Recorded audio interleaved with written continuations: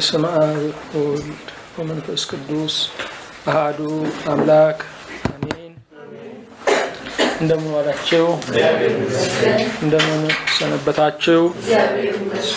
ምሕረቱ ብዙ የሆነ በቸርነቱ የሰበሰበን እግዚአብሔር ስሙ የተመሰገነ ይሁን። አሜን። በእግዚአብሔር ቸርነት የትምህርታችን ርዕስ የዘመን አክሊል የሚል ነው። መዝሙር 64ን በጸሎት መንፈስ ሆነን እናነባዋለን። ለመዘምራን አለቃ የዳዊት የምስጋና መዝሙር። አቤቱ በጽዮን ለአንተ ምስጋና ይገባል፣ ለአንተም ጸሎት ይቀርባል። ሥጋ ሁሉ ጸሎትን ወደምትሰማ ወደ አንተ ይመጣል። የአመፃ ነገር በረታብን፣ ኃጢአታችንንስ አንተ ይቅር ትላለህ። አንተ የመረጥከው በአደባባዮችህም ለማደር የተቀበልከው ምስጉን ነው። ከቤትህ በረከት እንጠግባለን። ቤተ መቅደስህ ቅዱስ ነው፣ በጽድቅም ድንቅ ነው። በምድር ዳርቻ ሁሉና በሩቅ ባህር ውስጥ ላሉ ተስፋቸው የሆንህ አምላካችንና መድኃኒታችን ሆይ ስማን። በጉልበትህ ተራሮችን አጸናሃቸው፣ በኃይልህም ታጥቀዋል። የባህሩን ጥልቀት የሞገዱንም ጩኸት ታናውጣለህ። ከተአምራት የተነሳ አሕዛብ ይደነግጣሉ፣ በምድር ዳርቻም የሚኖሩ ይፈራሉ። የጠዋትንና የማታን መውጫ ደስ ታሰኛቸዋለህ። ምድርን ጎበኛት አጠጣሃትም፣ ብልጥግናዋንም እጅግ አበዛ። የእግዚአብሔር ወንዝ ውሃን የተመላ ነው። ምግባቸውን አዘጋጀ እንዲሁ ታሰናዳለህና። ትልሟን ታረካለህ፣ ቦይዋንም ታስተካክላለህ። በነጠብጣብ ታለሰልሳለህ፣ ቡቃያዋንም ትባርካለህ። በቸርነትህ ዓመትን ታቀዳጃለህ፣ ምድረ በዳውም ስብን ይጠግባል። የምድረ በዳ ተራሮች ይረካሉ፣ ኮረብቶችም በደስታ ይታጠቃሉ። ማሰማሪያዎችም መንጎችን ለበሱ፣ ሸለቆችም በእህል ተሸፈኑ። በደስታ ይጮኻሉ ይዘምራሉ። ምስጋና ለአብ ለወልድ መንፈስ ቅዱስ ዛሬም ዘወትርም ለዘላለሙ ከምድር እስከ አርያም በማይፈጸም ዘመን አሜን። አምላካችን ንጉሳችን ሰሪያችን እግዚአብሔር ሆይ እናመሰግንሃለን። እጅግ የምትወደን እጅግ የምንወድህ እጅግ የምትጠብቀን እጅግ የምንጠብቅህ እግዚአብሔር እናመሰግንሃለን። ሁል ጊዜ ተስፋችን ስለሆንክ አንተ የሃይማኖት ምርኩዛችን አትሰበርምና ምስጋና ለአንተ ይሁን። ሁል ጊዜ መብራታችን ስለሆንክ አንተ የጽድቅ ፀሐይ አትጠልቅምና ምስጋና ለአንተ ይሁን። ሁል ጊዜ ስለ አንተ ተናግረን አናፍርምና አንተ የአንደበታችን ሙላት የልባችን ኩራት ተመስገን። ሁሉንም የምትይዝ ጌታዊ ብዙ ነገሮችን አሉኝ ብለን የሉንም፣ አንተን ግን አለኝ ብለን አላፈርንብህም። መታጣት የሌለብህ ጌታ ተመስገን። ብቻህን ልዑል ለሆንከው ምስጋና እናቀርባለን። ሕይወታችን በፊትህ ምንድን ነው? ትቢያ አመድ ነው። ጌታ እግዚአብሔር አንተ ግን አከበርከው፣ ከአፈርም አነሳኸው፣ ከትቢያም ሰበሰብከው፣ ከመቃብርም በላይ አዋልከው፣ ከሲኦል በላይ ዝማሬ ሰጠኸው፣ መንግስትህንም ሸለምከው። በእውነት እናመሰግንሃለን። እንደዚህ ያከበረን እኛ አይተንም አናውቅም። ጌታ ሆይ እንደዚህ አጽናናን አይተንም አናውቅም። እንደዚህ የዳሰሰን አይተንም አናውቅም። ምን እንሆን ነበር አንተ ባትኖርልን? እግዚአብሔር ሆይ አንተ እንደ ሰው ብትለወጥ፣ አንተ እንደ ቀኑ ጌታ ሆይ ብታዘም ምን እንሆን ነበረ? መለወጥ አያጠቃህም። ጌታ ሆይ ተመስገን። በማይለወጥ ባህሪ የምትኖር በማይታጣ ህልውና የምትገኝ በማይደክም ጉልበት የምትሰራ እግዚአብሔር ተመስገን። ሳይጎልብህ ለሁሉ ትሰጣለህ።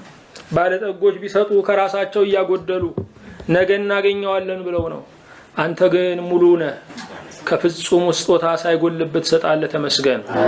ጠባቂዎች ቢጠብቁ ጌታው ይዘናጋሉ፣ እንቅልፍም ያሸንፋቸዋል። ሳትዘናጋ የምትጠብቅ አንተ ነህ። ይሄ የጥበቃ ትርፎች ሆነናለን። ጌታ ሆይ ተመስገን። ቢሞላም ቢጎርልም ቢሳካም ባይሳካም ቢቃናም ቢጠምም ቢሻክር ቢለሰልስም ከፍ ቢል ዝቅ ቢልም ጌታ ሆይ አንተ ብሩክ ነህ። በሁኔታ የማትለካ በጊዜ በስፍራ የማትወሰን እግዚአብሔር ክብር ምስጋና ለአንተ ይሁን። የዘመንን አክሊል ስላቀዳጀህ እናመሰግንሃለን። እንደ ቸርነትህ ለእኔ ለባሪያ የምናገርበትን ጥበብ፣ ለእነዚህ ተስፋ ለሚያደርጉህና ለሚናፍቁህ ልጆች ደግሞ የሚሰሙበትን ማስተዋል ከሰማይ ላክ። እኛ በፊትህ እንሆናለን፣ አንተ ጓዳችንን አንጎዳጉድ። እኛ አንተን እንሰማለን፣ አንተ ታሪካችንን ለውጥ። እኛ ወደ አንተ እናንጋጥጣለን፣ አንተ ጓዳችንን ፈውስ። የዘላለም ቅዱስ እግዚአብሔር ሆይ ሁል ጊዜ ጉዳይ እንደሌለበት እንደዚህ በእረፍት አስቀምጠን። ሁል ጊዜ እግዚአብሔር እንዳለው ሰው በዋርካው ጥላ አሳርፈን። በአንድ ልጅ በኢየሱስ ክርስቶስ በእርሱ ያለ ክብር ጽላንተ ይገባሃል። ከእርሱ ጋራ ከመንፈስ ቅዱስም ጋራ ትክክልም ይሆን ዛሬም ዘወትርም ለዘላለሙ አሜን። እግዚአብሔር ይመስገን። የትምህርታችን ርዕስ የዘመን አክሊል የሚል ነው። በዚህ ዓለም ላይ እግዚአብሔር ብቻ ከሚሰጣቸው ስጦታዎች አንዱ እድሜ ነው። እድሜ የችሎታ ውጤት አይደለም። እድሜ የሀብት ግዥም አይደለም። እድሜ ደጎች የሚያካፍሉት የደግነት ውጤት አይደለም። እድሜ ከመለኮት የሚገኝ ሰማያዊ ሀብት ነው። በእድሜ በረከት የሚባርክ እግዚአብሔር ብቻ ነው። ምናልባት ዛሬ የለኝም ብለን የምናዝንበት ጉዳይ ሊኖረን ይችላል። አንዳንዱ ደግ ሰው ብናገኝ ሊሰጠን የሚችለው ነው። ዛሬ ግን ሰው የማይሰጠው ስጦታ አለ። እሱም እድሜ ነው። እግዚአብሔር አምላክ ለሰው ልጆች እድሜን የሚሰጠው ማንነታቸውን እያየ ቁም ነገራቸውን እያገናዘበ ነገ ይጠቅሙኛል ብሎ የነገን ምላሽ ታሳቢ እያደረገ አይደለም። በቸርነቱ ነው። ወገኖቼ በሰዎች የድጋፍ ፊርማ እድሜ የሚቀጥል ቢሆን ኖሮ ሰው ስንት ይፈርምላችኋል? እግዚአብሔር የእድሜን ስጦታ በነገስታት ግምጃ ቤት አስቀምጦት ቢሆን ኖሮ እኛን ማን አስበው ይሰጠናል? እግዚአብሔር ግን የህይወትን ስጦታ በእጁ አደረገው። ህይወትን የሚሰጥ የህይወት አምላክ ብቻ ነው። ህይወትን የሚሰጥ የህይወት አምላክ ብቻ ነው። ዛሬ ምናልባት ተሹመን ተሽረን ሊሆን ይችላል። ዛሬ ምናልባት አግኝተን አተን ሊሆን ይችላል። ዛሬ ምናልባት ያዘዝናቸው ሊገዙን ፈልገው ሊሆን ይችላል። ዛሬ ምናልባት የወደድናቸው ጠልተውን ሊሆን ይችላል። ዛሬ ምናልባት ያደመጡን ጆሮ ነስተውን ሊሆን ይችላል። ዛሬ ምናልባት የቀረብነው ርቆን ሊሆን ይችላል። ዛሬ ምናልባት መስኩ ተራራ ሆኖብን ሊሆን ይችላል። ዛሬ ግን በእድሜ ተሹመናል። እግዚአብሔር ይመስገን። ዛሬ በእድሜ ተሹመናል። ወገኖቼ ስለመኖራችን ምስጋና ካልጀመርን ስለምንም ነገር ምስጋና አንጀምርም። ስለዚህች ቀን ምስጋና ካልጀመርን ስለምንም ነገር ማመስገንም በምንም ነገር መርካትም አንችልም። አንድ ወጣት አስታውሳለሁ ከ20 ዓመት በፊት ያማሩ ልብሶችን በየአይነቱ ከውጭ ሀገር አስመጥቶ ለብሼ ታይበታለሁ፣ ለብሼ ራሴን እገልጥበታለሁ፣ ለብሼ እደምቅበታለሁ ብሎ ጓጉቶ ያመጣቸው ልብሶች ልክ ቤት ሲገቡ እሱ አልጋ ላይ ዋለ። እንደው አንድ ነገር ጸልይልኝ አለ። እነኚህን ልብሶች እንደው ለብሼ ልሙት አለ። ሳይለብስ ግን አለፈ። ወገኖቼ የጠቀለሉትን ለመጉረስም እድሜ ያስፈልጋል። ብዙ ሰዎች እንጀራቸውን እንዲህ እንደተቀለሉ ከደጅ ድምጽ ሰምተው ወጥተው እዛው ሞተዋል። የጠቀለሉትን ለመጉረስም እድሜ ያስፈልጋል። በአገራችን እርኩም የሚባል እንስሳ አለ። ምንም ነገር ይሁን ትንሽም ነገር ይሁን በአፉ ከዘገነ በኋላ የሚውጣው ወደ ሰማይ ቀና ብሎ ነው። ታዲያ የአገራችን ሊቃውንቶች ምን ይላሉ? እቺን እስክውጥ እድሜ ስጥ ማለቱ ነው ይላሉ። ያኘኩትን ለማዋጥም እድሜ ያስፈልጋል። እግዚአብሔር ይመስገን። ወገኖቼ ስንት ተወዳጆች አለፉ፣ የሚጠሉ ግን ቁጭ ብለዋል። ለምን? የሰው ፍቅር ቢሰባሰብ እድሜ አይጨምርም። እየተጠሉ መሞት አለ፣ እየተወደዱ መሞት አለ፣ እየተጠሉ መኖር አለ። እድሜን አደላዳይ እግዚአብሔር ስለሆነ የዘመን አክሊል እግዚአብሔር ይመስገን። በሀገራችን ሰፊ ትምህርት አለ። በእውነት በሀገራችን ሰፊ መንፈሳዊ ምርምር አለ። በሀገራችን የእኛን የሀገራችንን ሰፊውን ትምህርት አገር በቀሉን የሃይማኖት ምስጢር ምናልባት ፈረንጆቹ ከውጭ ሀገር ቢያስገቡልን እንቀበለዋለን። ወስደው እንደገና ቢመልሱልን እናከብረዋለን። ብዙ ዕውቀት አለ። ታዲያ በሀገራችን ብዙ አይነት ዘውድ አለ ይባላል። ብዙ የዘውድ አይነት ብዙ ነው። አንደኛ የክህነት ዘውድ አለ፣ ካህኑ ሲቀድስ የሚያደርገው ዘውድ አለ። ሁለተኛ የተክሊል ዘውድ አለ፣ ቃል ኪዳን የሚፈጽሙ የሚያደርጉት ዘውድ ነው። ሶስተኛ የነገስታት ዘውድ አለ። እነኚህ ሁሉ ዘውዶች ይወልቃሉ። አንድ የማይወልቅ ዘውድ አለ፣ የሽበት ዘውድ። እሱ የእድሜ አክሊል ነው። እሱ የዘመን አክሊል ነው። ስንት ተራራ እንደወጡ፣ ስንት ቁልቁለት እንደወረዱ፣ በስንት የህይወት ጦር ሜዳ ውስጥ ባለድል እንደሆኑ የሚመሰክር ዘውድ ነው። ወገኖቼ የመከራው ታላቅነት አይግረማችሁ። ታላቁ መከራ እናንተን አለመግደሉ ይድነቃችሁ። የሚያጠፋው ሳያጠፋችሁ ካላችሁ እግዚአብሔር ይመስገን። የሚደንቀው ከፈተናችሁ በላይ መኖራችሁ ነው። እግዚአብሔር ብቻ በፈንጂ ወረዳ ውስጥ በሰላም ያሳልፋል። እግዚአብሔር ብቻ በጦርነት ውስጥ የደህንነት ዋስትና ይሰጣል። ከሚፍለቀለቀው ውሃ ውስጥ ባቄላ ሁሉ ሲሟሽሽ እስከ መጨረሻ ድረስ የማትጎዳ አንድ ባቄላ ታገኛላችሁ። ከንፍር ውስጥ በደህንነት የሚያወጣ እግዚአብሔር ነው። ከንፍር ውስጥ በደህንነት የሚያወጣ እግዚአብሔር ነው። ሰዎች የበሉት ምግብ አንቋቸው ይሞታሉ። እኖርበታለሁ ያሉት ገዳያቸው ይሆናል።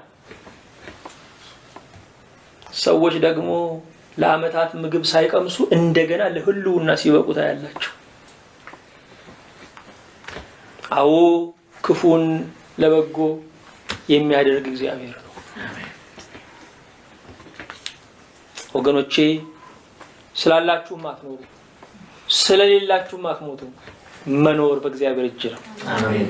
ስለፈለጋችሁም አይደለም የምትኖሩት፣ ስላልፈለጋችሁም እድሜ አይቆምም። በቃኝ ባላችሁበት ሰዓት በቅቶ ቢሆን ኖሮ ዛሬን አታዩም ነበር። በቃኝ ስትሉ ቆይ ልጄ ሌላ ቀን አለ እያለ ደሃ ሞኝ ነው ሞቱን ይመኛል፣ ልፍ ሲሉ እልፍ ይገኛል ይባላል። ወገኖቼ በመከራችን በፈተናችን ሞታችንን አንመኝ። ዞር በሉ፣ ስልካችሁን አጥፉ፣ ዞር በሉ። ከሰው ጋር ትታችሁ ከእግዚአብሔር ጋር ጉዳይ ጀምሩ። የከረመው የሚያቆስላችሁ ከሆነ ከአዲስ ጋር ተነጋገሩ። ዞር በሉ። አንዳንዱ ፈተና ዘወር በማለት ያልፋል። ወገኖች ያልፋል። ሞኝ ነው ከቀን ጋር የሚላተም። ዞር በማለትም ያልፋል። ዞር በማለትም ያልፋል። አንዲት እህት አስታውሳለሁ፣ ከሰው ጋር ስትጣላ ጆሮዋን ይዛ ነው የምትሮጠው። ብን ብላ ትሮጣለች። ጀመራት ብላ ያቆማሉ። ለምንድን ነው የምትሮጪው? ለምንድን ነው ጆሮሽን ይዘሽ የምትገሰግሽው? የሚሉትን ላልሰማ ከሰማይ ይቆጨኛል። ገና ሊናገሩ ሲሉ ጆሮዋን ይዛ ስትሮጥ ስድባቸውን ያቆማሉ። ወገኖቼ ያልሰሙት አይቆጭ፣ ያልሰሙት አይቆጭ። ቀኑ አይዘዝባችሁ፣ ቀኑን በእግዚአብሔር ዘዙበት። ሁሉን ልስማ አትበሉ። የሰማችሁትን መች ተቋቋማችሁት? ሁሉን ልይ አትበሉ። ያያችሁት መች አጸናችሁ? እግዚአብሔር ይስማላችሁ። እግዚአብሔር ይይላችሁ። ወገኖቼ የሰማነውን ሳንፈይደው ሌላ ያመረናል። ጆሮ ከመጠኗ በላይ ነው የምትሰማው። ዓይንም ከመጠኗ በላይ ነው የምታየው። ጆሮም ግን በመስማት አይሞላም። ዓይንም በማየት አይፈርስም። አዎ እኛ የሰማነውንም ያልሰማነውንም መፈየድ አንችልም። እግዚአብሔር ግን ከተሰወረ ወጥመድ ያድናል። አሜን። ያድናል እግዚአብሔር። ወገኖች ብዙ ማዳኑን አይታችኋል። ብዙ ረድኤቱን አይታችኋል። ዛሬ የደረሳችሁት ሳይሞከርባችሁ ቀርቶ አይደለም፣ እግዚአብሔር አሳልፎ ስለሰጣችሁ ነው።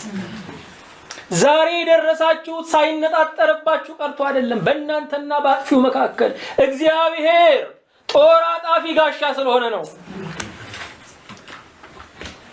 ወገኖች አንዳንዱን ከርሞን የሰማነው ባለፈ በአመቱን የሰማነው ባለፈ በ10 አመቱን የሰማነው ግን አንቀጥቅጦናል። በለቱ ብንሰማው ምን ልንሆን ነበር? አልፎ ያንቀጠቀጠን እያየ ያሳለፈን ጌታ እየሰማ ያሻገረን ንጉስ ስሙ ብሩክ ይሁን። አሜን። አዎ የዘመን አክሊል እግዚአብሔር የዘመን አክሊል ሰጥቶናል። ስንት ቆንጆ ረገፈ ወገኖች፣ ስንት ጎበዝ ደከመው፣ ስንት ነገስታት አፈር በላቸው።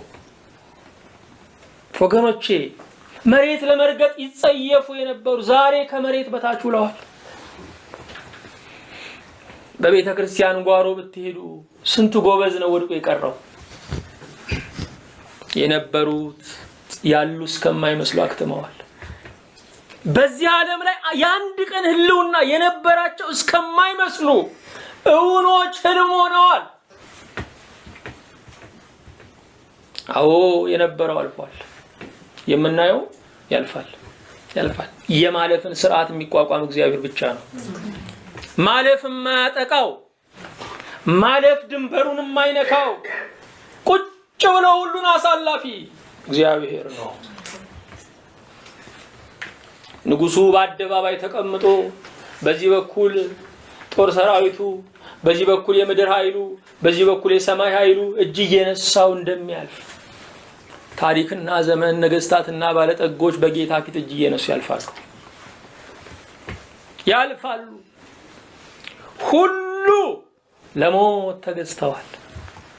እሱ ብቻ ሞት ላይ ገዛው በትንሣኤ ኃይል ይኖራል። አሜን። የዘመን አክሊል ወገኖቼ በምድር ላይ ጠቢባን የት ያሉ ይመስላችኋል? በምድር ላይ የሚበዙ ኃያላን የት ያሉ ይመስላችኋል? በምድር ላይ በጣም የተከበሩ ሰዎች የት ያሉ ይመስላችኋል? መቃብር ውስጥ ነው ያሉት። መቃብር እስከ ዛሬ ውጡ አሁንም ያምረዋል። ሞት ተምሯል ይላሉ፣ ምን ይማራል ገና ያግዛል ተብሏል። እዚህ ፊደል ገና ሀግዝ ሁካይ ይባላል።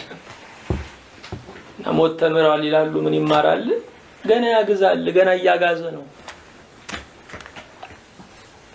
እነዚህ ሁሉ አልፈው እኛ መኖራችን የእግዚአብሔር ቸርነት ነው። የእግዚአብሔር ቸርነት ነው።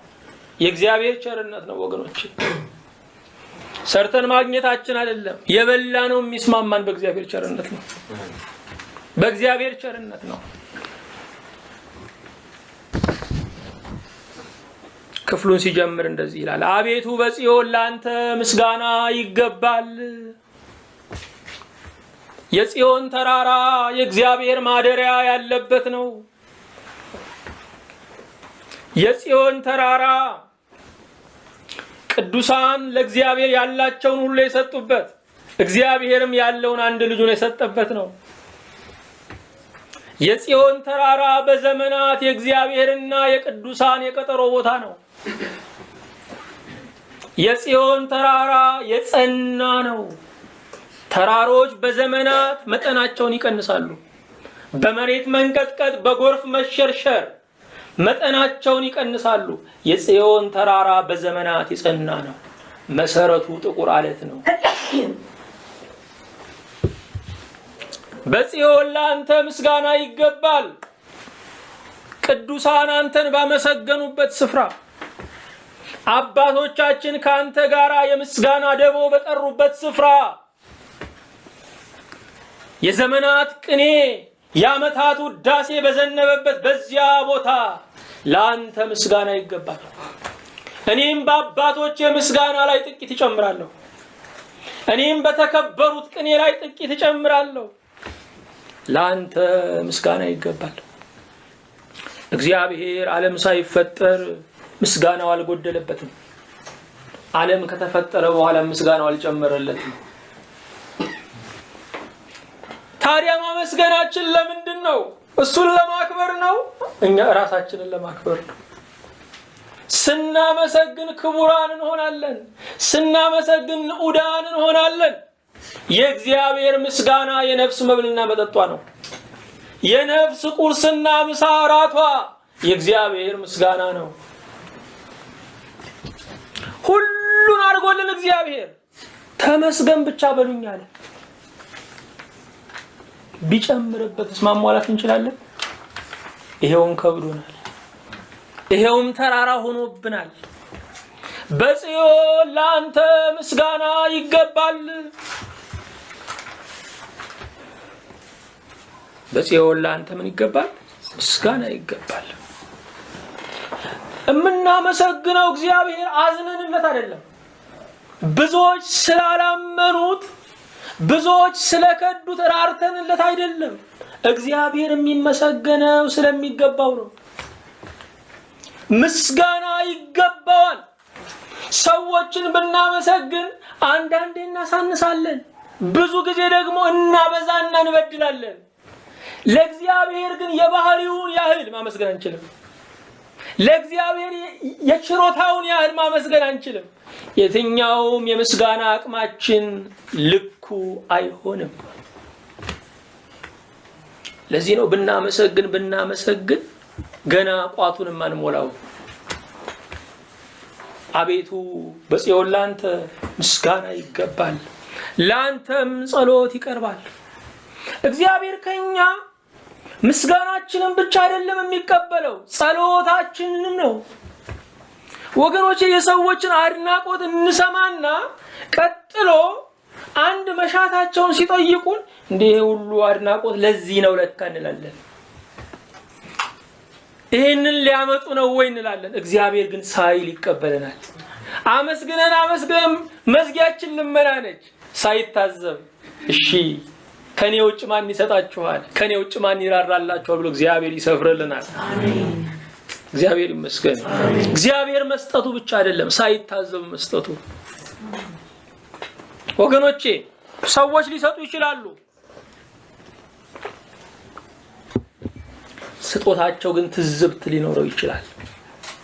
እግዚአብሔር ብቻ ሳይታዘብ ይሰጣል። እንደ እግዚአብሔር ሰጪ የለም። ስጦታ እውነተኛ ከፍቅር ባህሪው የሚመነጭ መሆኑን የምታዩት በምንድን ነው? አያሳቅቃችሁ። የእግዚአብሔር ስጦታ አያሳቅቅም። እንዴት ልክፈለው ብሎ እንቅልፍ አይነሳም። የሰው ስጦታ ከጉድለቱ የሚያደርግልን ስለሆነ ያስጨንቃል። እንዴት ልክፈለው ያሰኛል። አንዳንድ ጊዜ የራሳችንን የኪሳችንን ለመጠቀም እንሰስትና አምጣ እንለዋለን። ስለዚህ ከኪሳችን ይልቅ የእግዚአብሔር የኛ ነው ማለት ነው። ልጄ እሱን ጨርሰው አይለንም። እግዚአብሔር ይሰጠናል እንደገና። አዎ እግዚአብሔር የጸሎት አድራሻ ነው። እግዚአብሔር የምስጋና አድራሻ ነው። እውነተኛ የጸሎት አድራሻ እግዚአብሔር ነው። እውነተኛ የምስጋና አድራሻ እግዚአብሔር ነው። ላንተም ጸሎት ይቀርባል። የሚቀርብ ከሆነ ምን ማለት ነው? ላንተ አቤቱታ ይቀርባል። አቤት አቤት አቤት ፍረድልኝ፣ አቤት አቤት አቤት ርስቴን መልስልኝ፣ አቤት አቤት አቤት ከባላጋራዬ ጋር ያለውን ሙግት ፍታልኝ ትባላለህ። ይሄ ብቻ አይደለም፣ ለእግዚአብሔር ሪፖርትም ይቀርባል። ከእግዚአብሔር ጋር ትጨዋወታላችሁ። ጌታዊ ዛሬ እዚህ ነው ያልኩት፣ ነገርን አገኘሁኝ፣ እንዲህ ተነጋገርን፣ በዚህ ደስ አለኝ፣ በዚህ ደግሞ ደስ አላለኝም፣ አመሌ ይሄ ነው ጌታ ሆይ እንዴት ነው የምታረገኝ ትላላችሁ ሆይ። ጸሎትን በሪፖርትነት የሚጠቀሙበት እናቶቻችን ናቸው። ከእግዚአብሔር ጋር ያወራሉ፣ መንገድ ለመንገድ ያወራሉ፣ ቤተክርስቲያን ሲሄዱ ያወራሉ፣ ሲተኙ ያወራሉ። ለውዳሴ ከንቱ ቃሉንም እናቆም እኛው ነን። እኛው ጋር ነው ያለው ጉዳዩ። ውዳሴ ከንቱ እኛው ጋር ነው ያለው፣ ቃሉንም የምናውቀው እኛ ነን። እነዚህ እናቶቻችን ግን አያውቁትም። እነዚህ እናቶቻችን ግን ይሄንን አይገባቸውም። እግዚአብሔር ግን የሌት ተቀን ጓደኛቸው ነው። ለማን ተውከኝ ማን አላት ብለህ ነው ይላሉ። በእውነት እንኳን እግዚአብሔርን ጨካኝና ያራራሉ ወገኖች፣ ያራራሉ። ደህና ሁን ይሉታል፣ ደህና አደርኩ ይሉታል፣ ከእግዚአብሔር ጋር ይጫወታሉ። እንደ ችግሩ ጽናት አለማበዳቸው ምን ይመስላችኋል? ከእግዚአብሔር ጋር ማውጋታቸው ነው። ሰው አይምሮን ከሚጠብቅበት ነገር አንዱ ብሶቱን ማውጣቱ ነው። ከእግዚአብሔር ጋር በጸሎት የሚያወጣ ሰው አይምሮ ይታደሳል፣ እንደገና አዲስ ሰው ይሆናል። ስጋ ሁሉ ጸሎትን ወደምትሰማ ወደ አንተ ይመጣል። ስጋ ሁሉ ልብ አድርጉ፣ እግዚአብሔር የአንዳንዶችን ጸሎት አይደለም የሚሰማው፣ የብርቱዎችን ጸሎት አይደለም የሚሰማው። የስጋ ለባሽን ጸሎት ሁሉ ማን ይሰማል? እግዚአብሔር ይሰማል። እኛ ስለ አንዳንድ ሰዎች ነው ግድ የሚለን፣ እግዚአብሔር ግን ስለ ሰው ዘር ግድ ይለዋል። እኛ የኛ ስለሆኑት ነው የምናስበው፣ እግዚአብሔር ግን ለፈጠረው ሁሉ ያስባል። ስጋ ሁሉ ጸሎትን ወደምትሰማ ወደ አንተ ይመጣል። ስለዚህ የጸሎት መገስገሻችን ማን ነው? እግዚአብሔር ነው። እግዚአብሔር ነው። ትክክለኛው የጸሎት አድራሻችን እግዚአብሔር ነው። እግዚአብሔር ጸሎትን ይሰማል። ለምን? የመጀመሪያው ሕያው አምላክ ስለሆነ ነው። የአሕዛብ ጣዖታት ሕይወት ስለሌላቸው የጆሮ ቅርጽ ቢኖራቸውም አይሰሙም። እግዚአብሔር ግን ሕያው አምላክ በመሆኑ ጸሎትን ይሰማል። ይሰማል እግዚአብሔር ወገኖቼ፣ ያደምጣል እግዚአብሔር፣ ይመልሳል እግዚአብሔር። አንዳንድ ጊዜ እግዚአብሔር የማይሰማ ስለሚመስለን የሐሳብ ትግል ውስጥ እንገባለን። በጭንቀት ጣራውን እንቆጥራለን ወገኖቼ። እግዚአብሔር ግን ይሰማል። ንገሩት፣ ይሰማል።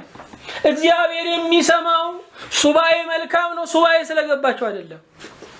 እግዚአብሔር የሚሰማው በብዙ እንባ ስለጨቀጨቃችሁትም አይደለም። እግዚአብሔር የሚሰማ ልጆቹ ስለሆናችሁ ነው። ያዝንላችኋል፣ ይራራላችኋል። ጎናችሁን ከማንም በላይ እግዚአብሔር ያውቀዋል። እናንተ አለኝ የምትሉት እንኳን እንደሌላችሁ የሚያውቀው እግዚአብሔር ነው። አለኝ የምትላችሁ ሰዎች እንደሌሏችሁ እግዚአብሔር ያውቃል። አለኝ የምትሉት ጉልበት እንደሌላችሁ እግዚአብሔር ያውቃል። ጎናችሁን የሚያውቅ እግዚአብሔር ይሰማችኋል። እግዚአብሔር ሕያው ነው፣ ይሰማል። ይሄ ብቻ አይደለም ወገኖቼ፣ ይሄ ብቻ አይደለም። እንደው እዚህ ላይ አሁንም ለመጨመር አንዳንድ ጊዜ በእግዚአብሔር ፊት በጣም ምስኪን ሆነን እግዚአብሔርን ለማሳዘን አንጀቱን ለመብላት እንሞክራለን። ወገኖቼ እግዚአብሔር በማስተዛዘኛ አይደለም የሚያዝነው፣ ባህሪው ሩሩህ ስለሆነ ነው የሚያዝነው። ሩሩህ ስለሆነ ነው። እግዚአብሔር የሚሰጠን ስለለመነው ብቻ አይደለም። ሳንለምነው ዛሬ እኮ ፀሐይ ወጥቷል። ሳንለምነው አየር ነፍሷል። ሳንለምነው ወተን ገብተናል። ለምነን የምንቀበለው በጣም ትንሹን ነው። አስቦ የሚሰጠን የላቀውን ነው። የዘላለም ሕይወትን ያገኘነው በልመና አይደለም፣ በእምነት ነው። በአንድ ልጁ በኢየሱስ ክርስቶስ መስዋዕትነት ነው። በመስቀል ላይ የሞተው ስለለመነው አይደለም። ማንም ደፍሮ ሙትልኝ አላለው። ልሙትላችሁ ያለ እሱ ነው። እግዚአብሔር ይመስገን። አሜን። ሕያው አምላክ ነው፣ ይሰማል። ይሄ ብቻ አይደለም፣ ጆሮን የፈጠረ ነው፣ ይሰማል። እኛ የላይ ጆሮ የውስጥ ጆሮ አለን። በላይ ጆሮአችን ሰምተን እንደገና በውስጥ ጆሮ ስለምንሰማ ነው የምንናደደው ወይም የምንደሰተው። ስለዚህ ከላይ እንሰማለን፣ ከውስጥ ይሰማናል። እግዚአብሔር ጆሮን የፈጠረ አምላክ የሚሰማ የሚሰማው። እኛ የሰማነው ነገር እንዳይሰማን ጥንቃቄ እናደርጋለን። የሰማነው ነገር እንዳይሰማን ወዲያው መከለሻ እንፈልጋለን። እግዚአብሔር ግን ችግራችንን በእኛ ቦታ ሆኖ ይሰማዋል። ብዙ ሰዎች እርዳታ አይደለም የሚፈልጉት። ብዙ ሰዎች ያሉበትን ሁኔታ የሚረዳላቸው ሰው ነው የሚፈልጉት። የሚረዳም እግዚአብሔር ነው። ተረድቶ የሚረዳ እግዚአብሔር ብቻ ነው። ተረድቶ የሚረዳ እግዚአብሔር ብቻ ነው። ወገኖቼ ያንዳንድ ሰዎችን ልመና የሰማ ነው ከፊታችን ለማባረር ነው። የጠየቁንን ያደረግነው ከፊታችን ዞር እንዲሉ ነው። እግዚአብሔር ያደረገልን ከፊቱ እንዳንጠፋ ነው። እግዚአብሔር ይመስገን። ሁሉ ጊዜ የዙፋን ጥገኞች እንድንሆን፣ ሁሉ ጊዜ ጨርቁን ይዘን እንድንማጸነው፣ ሁሉ ጊዜ በዙፋን አዳራሹ እንድንንከባለል እግዚአብሔር ፈቅዶልናል። እግዚአብሔር ጋር የምትሆኑትን ሰው ጋር ብትሆኑ እኮ እብድ ናችሁ። ሰው ላይ ብትንደባለሉ፣ እንደዚያ ብታለቅሱ፣ ብታነቡ፣ አፈሩን ብትልሱ እብድ ናችሁ። እግዚአብሔር ጋር የምናደርገውን ሰው ጋር ብናደርገው እብድ ነን። እሱ ግን አቃንቶ ይሰማናል። እሱ ግን ለትንሳኤ ያደምጠናል። እግዚአብሔር ይመስገን። ጆሮን የፈጠረ ነው። እንኳን እግዚአብሔር እኛ እንኳን የመስማት ጸጋ ተሰጥቶን እንሰማለን። ስለዚህ እግዚአብሔር ይሰማል ስንል ጆሮን ስለፈጠረ ይሰማል። ይሄ ብቻ አይደለም፣ ለምኑ ይሰጣችኋል ስላለ እግዚአብሔር ይሰማል። ጸሎት ትእዛዝ ነው። ጸሎት የጸጋ መንገድ ነው። የመጸለይ ግዴታ አለብን፣ ትእዛዝ ስለሆነ። የመጸለይ ምን አለብን? ግዳጅ አለብን። ምን ስለሆነ? ትእዛዝ ስለሆነ። ለምኑ ይሰጣችኋል ብሏል። ስንለምነው የሚሰጠን አሁንም በቸርነቱ ነው።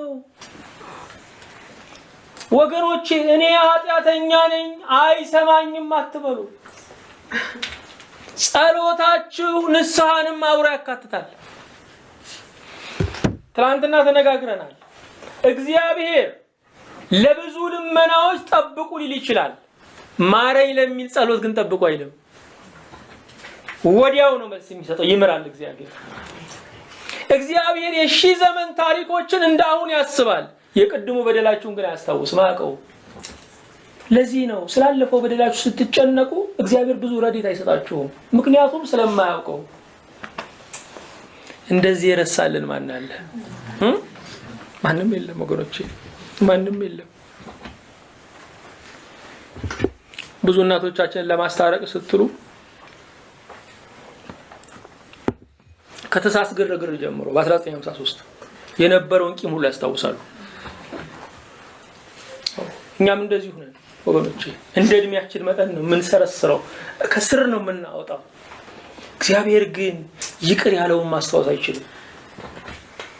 ሁሉን ይችላል እግዚአብሔር፣ ይህን አይችልም እግዚአብሔር።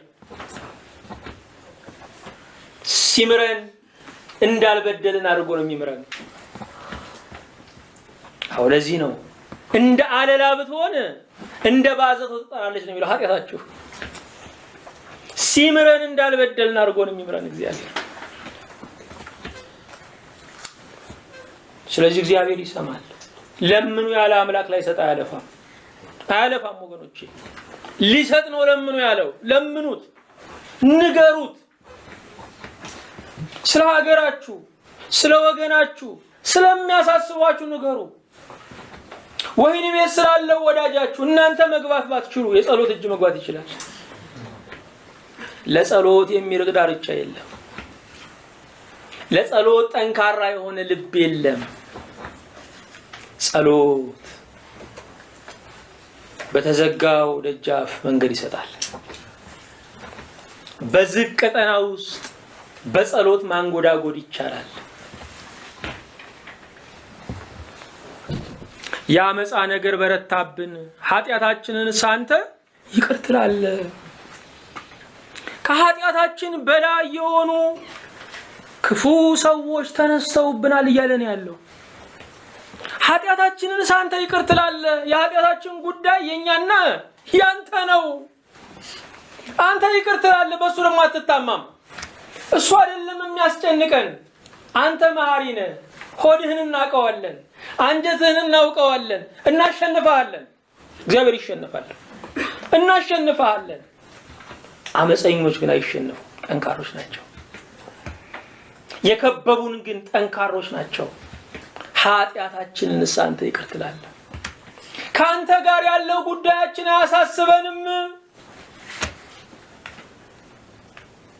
ነብዩ ምረጥ በተባለ ጊዜ ከሶስት መቅሰፍቶች ጦርነት ምረጥ ሲባል በሰው እጅ መውደቅ ነው።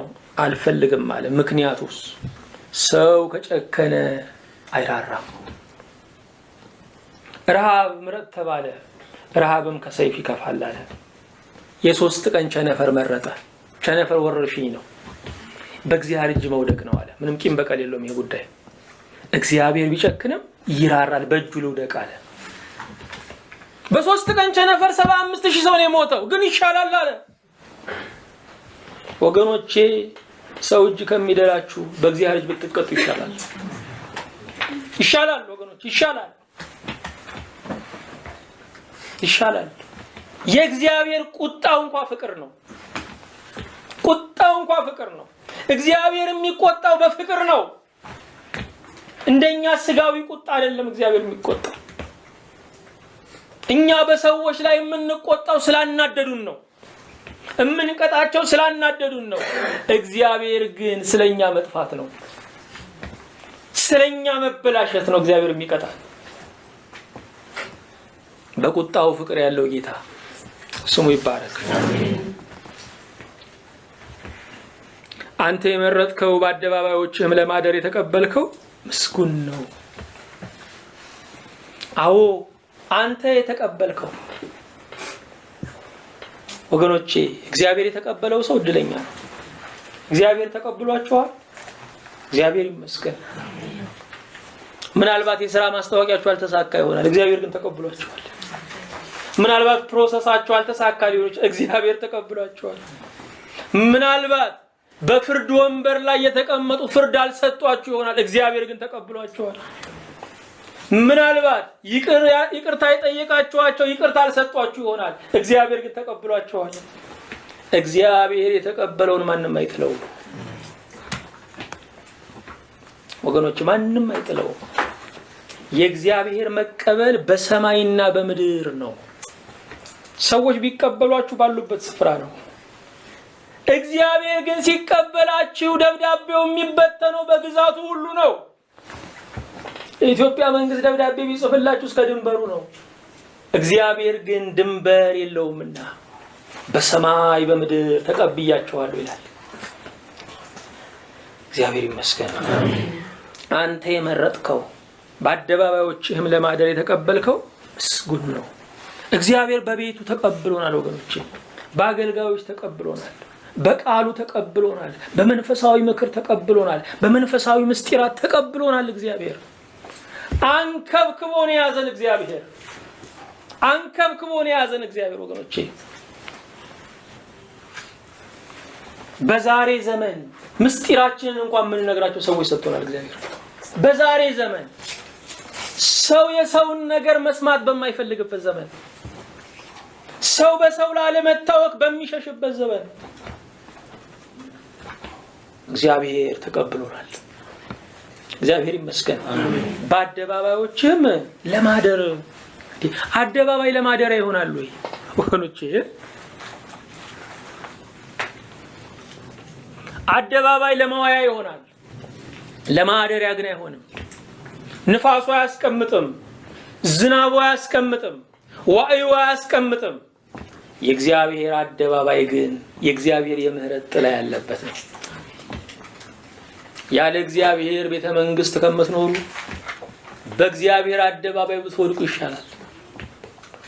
ይሻላል ወገኖቼ። የከበሩ ሁሉ በመጨረሻ የተመኙት ይሄንን ነው። በመጨረሻ የተመኙት የሀገራችን ዘፋኞች ትሰማላችሁ። የትም ሀገር ዘፋኞች ዘፍነው መጨረሻ ላይ ምን ማውጣት ይፈልጋሉ? መዝሙር ማውጣት ይፈልጋሉ። ስለዚህ ሰው ዘፍኖ መጨረሻ የሚያምረው ዝማሬ ከሆነ ይሄው ይዛችሁታል። የመጨረሻው ሰው ኖሮ ንስሐ መግባት ከሆነ የሚፈልገው ይሄው ይዛችሁታል። የመጨረሻው ያ ሊሆንም ላይሆንም ይችላል። የሚሆነው ቀን የሚሳካው ቀን ግን ከእናንተ ጋር ተጋጥሟል። እግዚአብሔር ይመስገን። በአደባባዮች ለማደር፣ ሌሊቱን ለማሳለፍ፣ ጨለማውን ለማሳለፍ፣ አራዊቱን ለማሳለፍ፣ አስፈሪውን ቀን ለማሳለፍ፣ የሚያንጠረጥረውን ብርድ ለማሳለፍ፣ ብቸኝነትን ለማሳለፍ የእግዚአብሔር ቤት ማደሪያ ነው። ስንቱ ተጠለለበት ወገኖች፣ ስንቱ ተጠለለበት፣ ስንቱ ተጽናናበት፣ ስንቱ አቅሉን የሳተ ተመለሰበት። ውለታ በላ ካልሆነም በስተቀር የእግዚአብሔርን ውለታ ካልቆረጠምን በስተቀር ስንት አድርጎልናል። በአደባባይ የወደቀውን ሰው ስታዩ ያ ውድቀት የናንተ ነበረ። እግዚአብሔር በቤቱ አሳድሯችሁ ነው። ስሙ ይባረክ። ከቤት በረከት እንጠግባለን። ቤተ መቅደስ ቅዱስ ነው፣ በጽድቅም ድንቅ ነው። በእግዚአብሔር ቤት በምንድን ነው የምንጠግበው? በቃሉ ፍሪዳ፣ በዝማሬ ወለላ፣ በምስጢራት ሀብት፣ በአጋፔው ግብዣ፣ በወንድማማች ፍቅር በህብረት፣ በመንፈሳዊ ምክር፣ በሚቆረጠው ጮማ፣ በእረኝነት በሚያሰማራው በዚህ ውጡ በዚህ ግቡ በሚለው በአገልጋዮች ምክር ምሪት፣ በዚህ በቤት ምን አለ? ጥጋብ አለ። በቤት ጥጋብ አለ። በቤት ማረፍ አለ። መደላደል አለ። የጠገበ ሰው ይደላደላል አይደል? መስራት አይደለም የሚያምረው፣ መደላደል ነው። እግዚአብሔር በቤቱ ያደላደላል። ይህችን አንድ ሰዓት ምን ክፉ ሰማችሁ? ምን ክፉ አያችሁ? ምን ክፉ አሰባችሁ? ወገኖች ለአንድ ሰዓት ማረፍ እስቀላል ነው? ሰው እኮ የሚሞተውም የሚኖረውም በአንድ ደቂቃ ነው። የሚያልፈው በአንድ ደቂቃ፣ የሚወለደው በአንድ ደቂቃ ነው። በሂደት አንወለድም፣ በሂደት አንሞትም። እችን ሰዓት እንኳን መቀደስ ቀላል አይደለም። እግዚአብሔር የሚጠልል አደባባይ አለው። የቤተ መቅደሱ ውበት ቅድስናና ጽድቅ ነው። ቅድስናና ጽድቅ ነው። በእግዚአብሔር ቤት ውስጥ የምታዩት መከባበር ነው። በእግዚአብሔር ቤት ውስጥ የሚታየው ፍቅር ነው። በእግዚአብሔር ቤት ውስጥ የሚታየው ሰላም ነው። የእግዚአብሔር ቤት መገለጫው ይሄው ነው ወገኖች፣ ይሄው ነው። እየተናጨን ከሆነ ምክንያቱ ምንድነው? ክርስትናውን መኖር ስላቃተን ነው። እየተባላን ከሆነ ምንድነው ምክንያቱ? የእግዚአብሔር ነገር አልገባንም ወገኖች። አንዱን ጌታ ግማሹ ከሰሜን ግማሹ ከደቡብ ይዞ የጎተተው ይባላበታል። እኔ እኮ ለሁላችሁ በቃለሁ ነው የሚለው። ምን ያጣላችኋል? የዓለሙ ቢያጣላ ስለማይበቃ ነው ወገኖች። እግዚአብሔርን የአብዮታችን ስያሜ እናድርገው። አብዮታችንን በስማችን መጨረስ ነው። አመጻችንን በራሳችን መጨረስ ነው። እግዚአብሔርን መክተት የለብንም። በምድር ዳርቻ ሁሉና በሩቅ ባህር ውስጥ ላሉ ተስፋቸው የሆን ከአምላካችንና መድኃኒታችን ሆይ ስማን። እንኳን ለኛ ለፈጠርከን በመልክ በአምሳል ላበጀህ በደም ካሳ ለገዛህን አይደለም በሩቅ ዳርቻ ላሉ በሩቅ ባህር ውስጥ ላሉ ተስፋቸው አንተ ነህ። ወገኖች የዳርቻዎች ፈጣሪ እግዚአብሔር በባህር ጥልቀት ያሉትን ሰው ደርሶ የማያስባቸው እግዚአብሔር ያስባቸዋል። አዎ ለጸሎት የራቀ ስፍራ የለም። እግዚአብሔር የማይቀጥለው ተስፋ የለም። እግዚአብሔር እንኳን ለሰው ለእንስሳትም ናፍቆት ነው። እነኙን ተስፋ ያደርጉታል። የእጁ ጥገኞች ናቸው። ልብ አድርጉ። እግዚአብሔር ጸሎትን የሚሰማው በአምላክነቱ ነው የሚመልሰው። ምን ማለት ነው? ያስጨነቀንን እግዚአብሔር ያስጨንቀዋል። የገዛንን እግዚአብሔር ይረግጠዋል በአምላክነቱ። ቀጥሎ በመድኃኒትነቱ እኛን ደግሞ ይፈውሰናል። ቁስላችንን ይጠራርግልናል። እንዳልደከምን አድርጎ ያበረታናል። እንዳልታመምን አድርጎ ይፈውሰናል። እግዚአብሔር ሲዳስሳችሁ የትዝታ ጠባሳ የለባችሁ። ሁሉን ያስረሳል እግዚአብሔር። እንደዚህ የሚያክም ማን አለ? በጉልበት ተራሮችን አጸናቸው፣ በኃይልህም ታጥቀሃል። ተራሮች ከፍ ያሉ ናቸው። እነሱን ከፍ ያሉትን የደገፈ ማን ነው? እግዚአብሔር ነው። ስለዚህ ከፍ ያለውን በራሱ አልቆመም፣ ያቆምከው አንተ ነህ።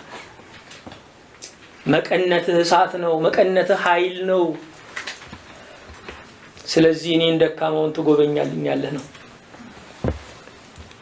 ይልና ዝቅ ብሎ የጧትንና የማታን መውጫ ደስ ታሰኘዋለህ። ጠዋት ሲጀምር ጀንበሮ አያምርም? ሲጠልቅ አያምርም? ሲጀምረውም ሲፈጽመውም በምንድን ነው? በውበት ነው። ለኛ እኮ ነው እኛ ደስ እንዲለን ነው ወገኖቼ። ማን ነው የማታ ጀንበር ሲጠልቅ በውበት የሚመለከት? ማን ነው የጠዋትን ፀሐይ ስትወጣ በውበቷ የሚያደንቃት? ለኛ እኮ ነው ይሄን ስዕል የሚስለው ጌታ። ይሄንን ህያው ስዕል የሚስለው፣ ይሄንን ተንቀሳቃሽ ስዕል የሚስለው ለኛ እኮ ነው ወገኖቼ። ምድርን ጎበኛት አጠጣሃትም። ለምንድን ነው ያነሳው እዚህ ጋር ምድርን? ለምነን አይደለም፣ ሳንለምን ክረምትና በጋን ታፈራርቃለህ። መግቦት ደግሞ ኃይለኛ ነው ይላል። ትልሟን ታረካለህ ይላል። ከላይ ታሰናዳታለህ፣ ታዘጋጃለህ ይላል። ትልም ምንድነው? መተለም። በእርሻ መካከል ያለ ቦይ ነው አይደለም? እግዚአብሔር በሐምሌው ዶፍ ቦዩን ይቀዳል። ቦዩ ከተስተካከለ በኋላ በነሐሴው ነጠብጣብ ደግሞ ዘሩን ያሳድጋል። እንደዚህ ያለ ባለሙያ ማን ነው? በጋው ከወጣ በኋላ ለኛ ደግሞ ዘመን ያቀዳጃል። በምን? በቸርነቱ። የተራቆተው ሜዳ አበባ ይለብሳል። በቤት የዋሉ ከብቶች መሰማራት ይጀምራሉ። የታሰረው ይፈታል። ጉዳዩን ያቆመ ጉዳዩን ይጀምራል። በቸርነቱ የዘመን አክሊል እግዚአብሔር የዘመን አክሊል ሰጥቶናል ወገኖቼ። በአመት ላይ አመት ጨምሮልናል። ቀን ለማይገባን አመት የሰጠን ጌታ ስሙ ይባረክ። አሜን። እኛ በኃጢአታችን በድካማችን በማጉረምረማችን ሰዓት አይገባንም። ለኛ ግን እግዚአብሔር አመት ይጨምርልናል። እኛ አመት ከሚጨምርልን ጉርለታችንን ቢሞላልን ነው የምንፈልገው። ግን ወገኖቼ ማንንም የማይሰጠውን ስጦታ እድሜን ሰጥቶናል። እግዚአብሔር ያቆየን ለምንድን ነው? ለሱ ተአምር ስለምንሰራለት አይደለም። የሚሰራውን ተአምር ሊያሳየን ነው። የሚሰራውን ተአምር ሊያሳየን ነው። ስለዚህ ወገኖቼ በዝቅታና በከፍታ ልባችሁ አይዋልን። በመሙላትና በመጉደል አትናጡ። በቸርነቱ ዘመን ያቀዳጃችሁ ጌታ ዘመንን ከጸሎት መልሳችሁ ጋራ ያሳምርላችኋል። አሜን። በደስታ ያስጮሃችኋል። በደስታ ይጮሃሉ፣ ይዘምራሉ። ደስታ ያስጮሃል። በሚያስጮህ ደስታ በዝማሬ ዘመናችንን እግዚአብሔር ይከልለዋል። ይህን ሁሉ እንክብካቤ የሚያደርግ እግዚአብሔር ነው። ለምነነው አይደለም ክረምት በጋ የሚፈራረቀው፣ ሳንለምነው ለኛ እግዚአብሔር ታጥቆ በማዕድ የሚያገለግለን እግዚአብሔር ነው። ታጥቆ ተአምራዊ በሆነ መንገድ ነው የሚያኖረን። ህይወት ያለው ዘር መሬት ላይ ይወድቅና ይሞታል። ከሞተ የእህል ዘር እግዚአብሔር ህይወትን ያበቅላል። ተአምራዊ ነው እግዚአብሔር። በተአምራት ነው የሚያኖረን። እያንዳንዱ ቀን በተአምር የተጌጠ ነው። ጉዳዩ የማየትና ያለማየት ነገር ነው። የሚያዩ የሚያመሰግናሉ፣ የማያዩ ይማረራሉ። ይህን ሁሉ ግን የሚያደርግልን በቸርነቱ ነው።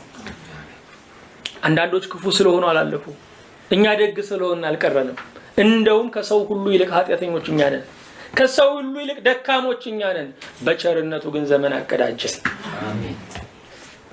አዎ ወገኖቼ፣ የቸርነቱ መስፈሪያ አያፈስም፣ ሽንቁር የለውም። ወገኖቼ የቸርነቱ መስፈሪያ እጅግ ሰፊ ነው።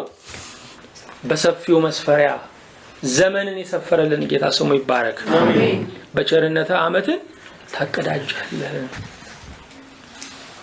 መቼም የሚቀዳጁ በጥንታውያን በግሪክ ለሯጮች ለአትሌቶች በመጨረሻ ላይ የሚቀዳጁት የዘንባባ አክሊል አለ።